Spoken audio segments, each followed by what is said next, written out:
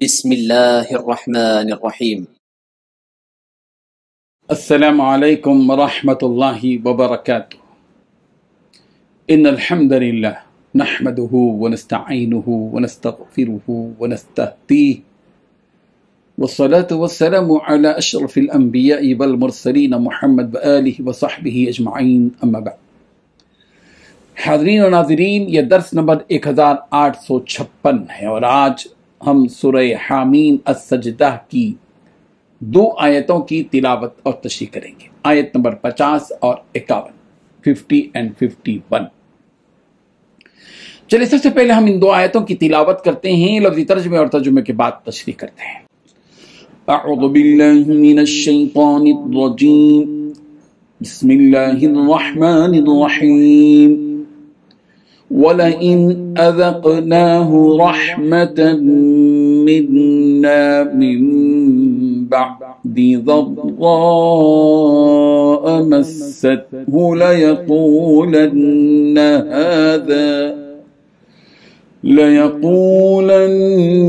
هَذَا لِي وَمَا أَظُنُّ السَّاعَةَ قَائِمَةً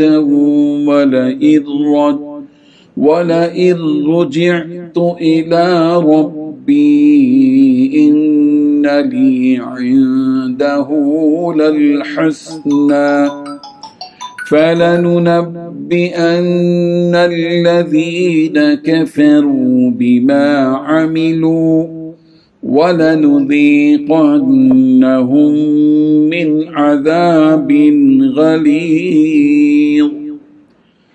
وَإِذَا أَنْعَمْنَا عَلَى الْإِنسَانِ أَعْرَضَ وَنَأَىٰ بِجَانِبِهِ وَإِذَا مَسَّهُ الشَّرُّ فَذُو دُعَاءٍ عَرِيضٍ۔ صدق اللہ العظیم۔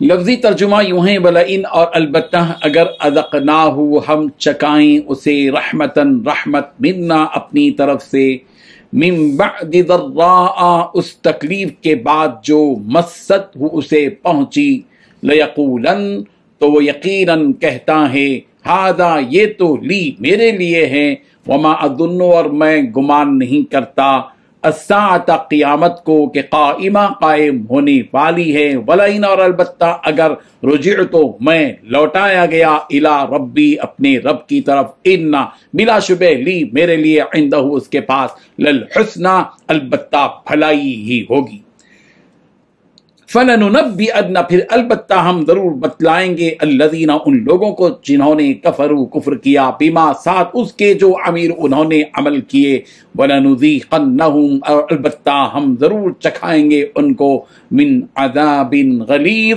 سخت عذاب۔ وَإِذَا اور جب انعمنا ہم احسان کرتے ہیں علی الانسان انسان پر، اعرض وہ منہ موڑ لیتا ہے، ونأى بجانبہ اور دور ہو جاتا ہے اپنے پہلو کے ساتھ، وَإِذَا اور جب مست ہو سے پہنچتی ہے الشر تکلیف، فذو دعاء تو دعائیں کرنے والا ہو جاتا ہے، عریض لمبی چوڑی۔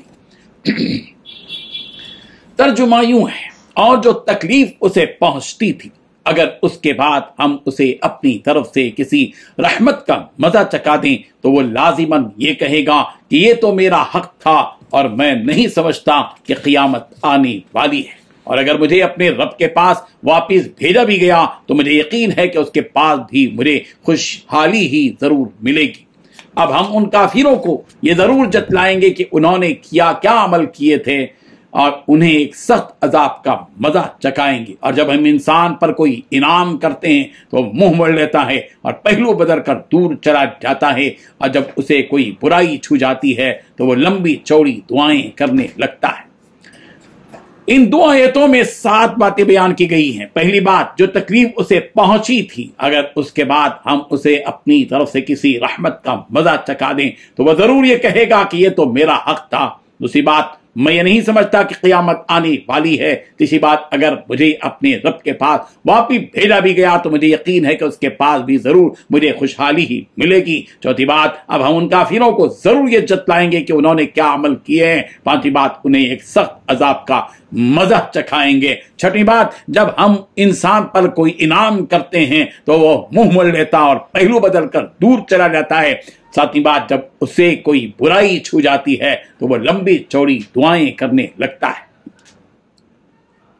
بزرگان محترم، ان آیتوں میں بھی انسانی فطرت کا ذکر کیا جا رہا ہے کہ اللہ تعالیٰ جب انسان کو آزمائش سے نکالتے ہیں اور اس پر رحم کرتے ہیں اور بھلائی عطا کرتے ہیں تو وہ غرور کے عالم میں یہ کہہ جاتا ہے کہ یہ جو خوشحالی مجھ پر آئی ہے یہ اللہ کی طرف سے نہیں ہے، بلکہ میں نے جو محنت کی اور کوشش کی اس کا یہ نتیجہ ہے کہ آج مجھے راحت نصیب ہوئی ہے۔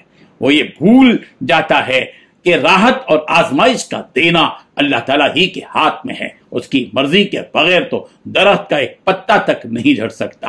وَمَا تَسْقُطُ مِن وَرَقَةٍ إِلَّا يَعْلَمُهَا، درخت کا کوئی پتا اس کے علم کے بغیر نہیں گرتا۔ سورۃ الانعام آیت نمبر 59۔ تو پھر یہ کیسے ممکن ہے کہ تمہیں یہ راحت اس کی طرف سے نہ ملی ہو؟ سورہ زمر کی آیت نمبر 49 میں بھی یہی بیان کیا گیا۔ فَإِذَا مَسَّ الْإِنسَانَ ضُرٌّ دَعَانَا ثُمَّ إِذَا خَوَّلْنَاهُ نِعْمَةً مِنَّا قَالَ انما اوتیتہ علی علم، کہ جب اسے کوئی تکلیف چھو جاتی ہے تو وہ ہمیں پکارتا ہے، اس کے بعد پھر جب ہم اسے اپنی کسی نعمت سے نوازتے ہیں تو وہ کہتا ہے کہ مجھے تو یہ اپنے ہنر کی وجہ سے ملی ہے۔ الغرض انسان غرور کے عالم میں یہ کہہ دیتا ہے کہ یہ سب میری ہی کمائی کا نتیجہ ہے، جیسا کہ قارون نے کہا تھا انما اوتیتہ علی علم عندی، یہ تو مجھے میری اپنی مہارت کی وجہ سے ملا ہے۔ سورہ قصص آیت نمبر 78۔ اور اسی غرور میں پل کر وہ سمجھتا ہے کہ اب مجھے ہمیشہ یہی رہنا ہے اور کوئی قیامت آنے والی نہیں ہے، اور یہ کہتا ہے کہ اگر قیامت آ بھی گئی تو جس طرح میں یہاں خوشحال ہوں ویسا ہی خوشحال وہاں قیامت میں بھی رہوں گا۔ اور وہ یہ سمجھتا ہے کہ یہ مالداری ہی قیامت کے دن خوشحالی کا سبب ہے، کہ جو اس دنیا میں مالدار ہوگا وہی جو ہے قیامت میں بھی VIP کہلائے گا۔ ایسا نہیں ہے، قیامت کا معاملہ بالکل الگ ہے۔ اس نا سمجھ کو یہ کون سمجھائے کہ وہاں انسان کے اعمال کا صلہ دیا جائے گا، وہاں مال و دولت، حسن و جمال، خاندان اور برادری کچھ کام نہیں آئے گی۔ جو جیسے اعمال لے کر اللہ کے پاس آئے گا اسے ویسا ہی بدلہ دیا جائے گا، اور بدلہ دینے سے پہلے کل قیامت کے دن ان کے اعمال بھی ان کے سامنے رکھ دیے جائیں گے، تاکہ یہ نہ کہا جائے کہ اللہ تعالیٰ نے ہم پر بھیجا ظلم کیا ہے۔ لہذا جب ان کافروں کے اعمال ان کے سامنے رکھ دیے جائیں گے تو جب انہیں پتہ چلے گا کہ ہاں ہم اللہ کی نافرمانی والے اعمال کیا کرتے تھے، پھر ان سب کو سخت عذاب میں ڈال دیا جائے گا جہاں سے کوئی نکال نہیں سکے گا۔ خود ان کی دولت بھی اس وقت ان کے کچھ کام نہ آئے گی۔ اس وقت جو کام آنے والی چیز ہے وہ ہے ایمان، وہ ہے اعمال صالحہ جو دنیا میں آدمی اختیار کرتا ہے۔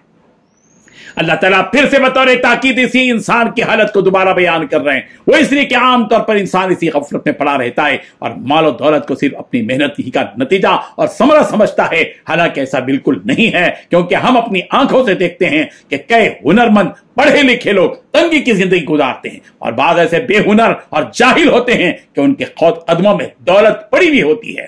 تو اگر انسان کا ہنر ہی دولت کا سبب بنتا تو یہ سب فقر و فاقے کی زندگی نہ گزارتے۔ اس سے معلوم ہوا کہ مال و دولت، راحت و سکون یہ سب اللہ تعالیٰ ہی کا عطیہ ہے، اسے اپنی طرف منسوب کرنا تباہی اور گمراہی کا سبب ہے۔ اللہ تعالیٰ اسی بات کو دہرا رہے ہیں تاکہ انسان سمجھ جائے۔ فرمایا کہ جب ہم انسان پر کوئی انعام کرتے ہیں، جیسے کہ دولت ہو یا سکون ہو یا صحت ہو یا اولاد وغیرہ ہو، تو منہ موڑ لیتا ہے، پہلو بدل کر چلنے لگتا ہے، ہم کو بھول جاتا ہے، غرور میں لگ جاتا ہے اور زندگی گزارتا ہے ہم کو بھول کر اور اپنے آپ کو بے نیاز سمجھتا ہے۔ لیکن جب اسی انسان پر مختلف حالات آتے ہیں، مال و دولت چھن جاتی ہے، اولاد ختم ہو جاتی ہے، بیماریوں میں گر جاتا ہے، مصیبتیں آ جاتی ہیں، حادثات کا شکار ہو جاتا ہے، فقر و فاقے کے دلدل میں جب پھنس جاتا ہے، تو پھر وہی شخص پہلو بدل لیتا ہے، دعائیں مانگنے لگتا ہے، منتیں سماجتیں کرنا پڑتا ہے، اللہ کے دربار پر پڑا رہتا ہے تاکہ وہ اس کی حالت کو بدل دے اور پھر سے خوشحالی آ جائے۔ انسان کو چاہیے کہ وہ ہر حال میں اللہ تعالیٰ کا شکر گزار بنے، ہر حالت میں رب ذوالجلال کا بندہ بنا رہے، مال و دولت کے نشے میں رب ذوالجلال کی بندگی سے باہر جانے کی ہمت نہ کرے، اس لیے کہ اسی میں تباہی ہے۔ اللہ تعالیٰ ہم سب کو عمل کی توفیق عطا فرمائے، آمین۔ وآخر دعوانا ان الحمد للہ رب العالمین۔